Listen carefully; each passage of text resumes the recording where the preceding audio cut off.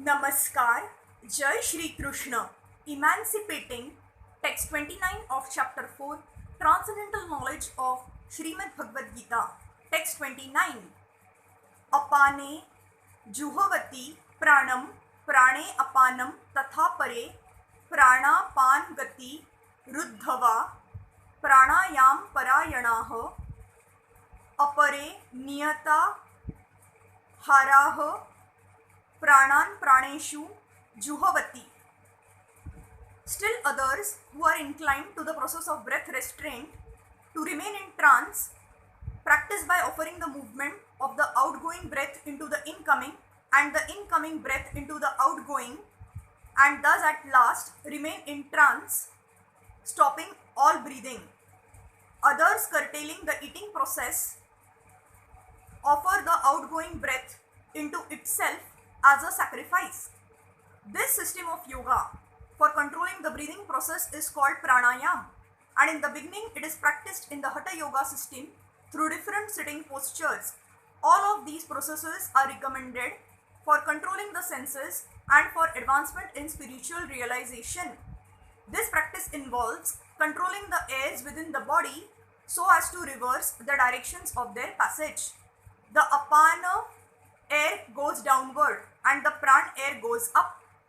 The pranayam yogi practices breathing the opposite way until the currents are neutralized into puraka equilibrium. Offering the exhaled breath into the inhaled breath is called rekaka. When both air currents are completely stopped, one is said to be in Kumbhaka Yoga. By practice of Kumbhaka Yoga, one can increase the duration of life for perfection in spiritual realization. The intelligent yogi is interested in attaining perfection in one life without waiting for the next. For by practicing Kumbhaka Yoga, the yogis increase the duration of life by many years. A Krishna's conscious person, however, being always situated in the transcendental loving service of the Lord, automatically becomes the controller of the senses. His senses, being always engaged in the service of Krishna, have no chance of becoming otherwise engaged. So at the end of life, he is naturally transferred to the transcendental plane of Lord Krishna. Consequently, he makes no attempt to increase his longevity. He is at once raised to the platform of liberation as stated in Bhagavad Gita.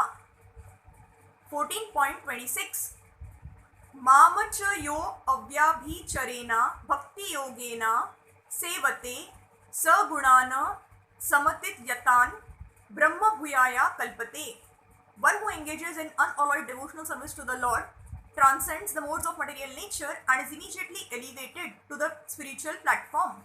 A Krishna's conscious person begins from the transcendental stage and he is constantly in that consciousness. Therefore, there is no falling down and ultimately he enters into the abode of the Lord without delay. The practice of reduced eating is automatically done when one eats only Krishna prasadam or food which is offered first to the Lord.